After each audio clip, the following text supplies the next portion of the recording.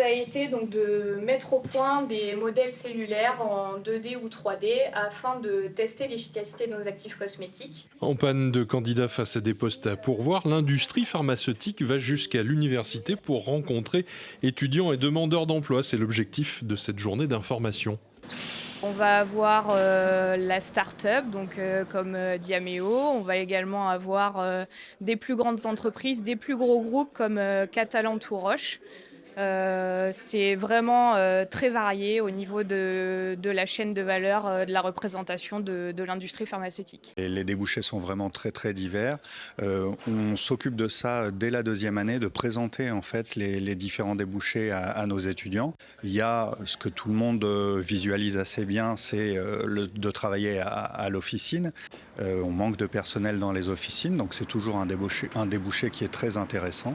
On a beaucoup de débouchés et beaucoup de demandes dans l'industrie pharmaceutique, le développement, la recherche de médicaments, la promotion des médicaments, le marketing des médicaments, la production des médicaments, tout ça, il y a besoin de pharmaciens, également dans la recherche et l'enseignement.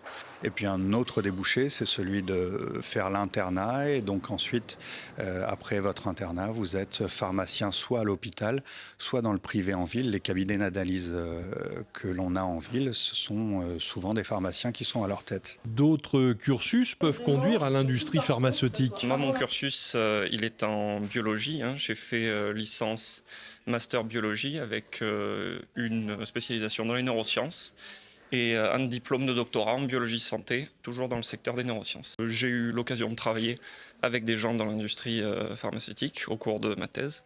Donc je viens voir si par rapport à mes compétences, je suis potentiellement employable ou non. Peut-être mon exemple pourra vous expliquer comment on peut passer de... Alors j'ai quelques années de plus que vous.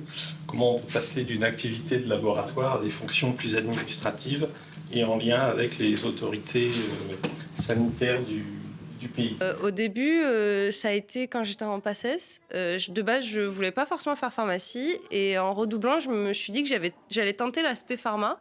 Parce que je me suis rendu compte que j'aimais beaucoup la chimie et que j'aimais pas beaucoup la natte. Donc je me suis retrouvée à faire pharmacie. J'ai eu mon concours pharmacie, j'étais très contente. Et ensuite, je suis arrivée en deuxième année un peu perdue. Et après, je me suis rendu compte que l'industrie me plaisait bien. Alors, il y a une crise d'orientation, ça c'est sûr, puisque on a un travail à faire pour informer les collégiens, les lycéens sur ces différents débouchés, ça c'est sûr. Et puis, on a une petite crise de vocation par rapport à la réforme d'entrée dans les études de santé qui nous impacte en accentuant la possibilité pour les étudiants d'aller plutôt vers médecine que vers pharmacie.